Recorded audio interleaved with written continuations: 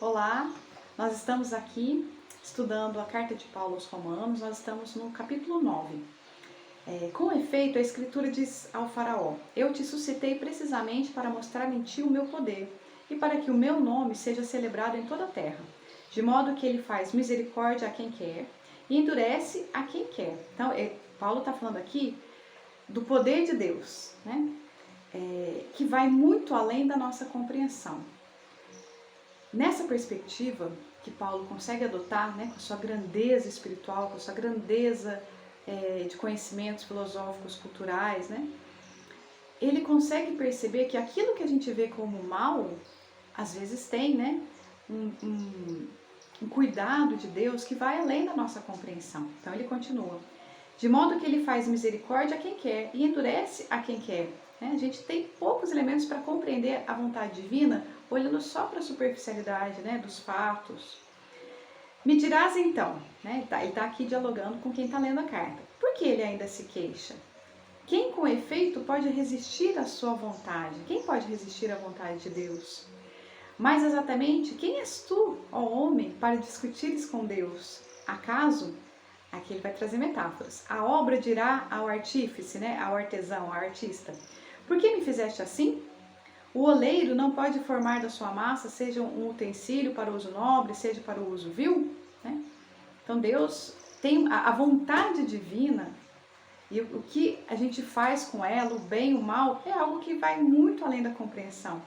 Ora, se Deus, querendo manifestar sua ira e tornar conhecido seu poder, suportou com muita longanimidade os vasos de ira, prontos para a perdição, a fim de que fosse conhecida a riqueza da sua glória para com os vasos da misericórdia, preparados para a glória, isto é, para conosco, que ele chamou não só dentre os judeus, mas também dentre as nações.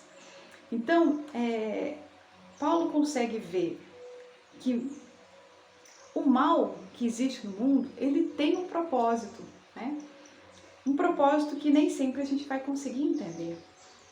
E aqui na doutrina espírita, analisando sempre os fatos, né, as histórias, as narrativas que nos chegam por meio dos livros psicografados, que a espiritualidade caminha de uma forma assim muito maior do que uma encarnação nos permite ver, né?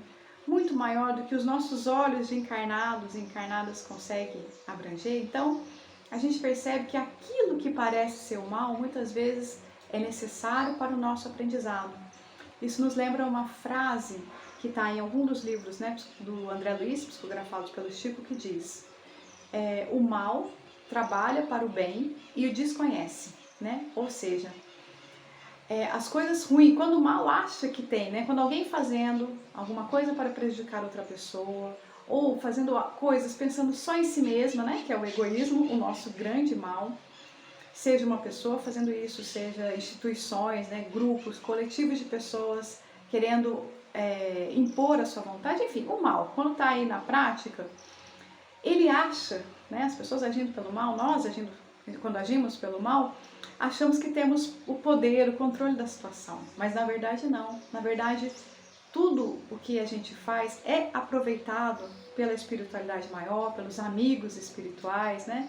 Por Jesus, para que nós possamos aprender, para que nós possamos nos responsabilizar, para que de alguma forma a gente encontre com a lei de ação e reação e possamos evoluir. Então não existe o mal do ponto de vista que a gente vê ele. O mal é muito maior do que isso. Ele é só um pedacinho de uma história muito maior, né? E aí, Paulo continua, fazendo agora a citação a Oséias, né, a dois profetas bíblicos no Antigo Testamento, Oséias e Isaías. Então ele coloca: chamarei meu, como também dizem Oséias, chamarei meu povo aquele que não é meu povo, e amada aquela que não é amada. E acontecerá que no lugar onde lhes foi dito, vós não sois meu povo, lá serão chamados de Deus vivo. Então, aquilo que a gente estava achando que estava errado, quando a gente olha e julga as pessoas, poxa, esse povo faz isso, essas pessoas fazem tal coisa, isso está errado. Claro que a noção de bem e mal ela é importante, não é à toa que ela está lá em Gênesis, né? O fruto do conhecimento do bem e do mal. O conhecimento é discernimento, o que é bom, o que é ruim. A gente vai o tempo todo, né, fazer esse encontro e fazer escolhas na nossa vida. Mas quando a gente fica olhando e julgando os outros, a gente tem pouquíssimos elementos para compreender.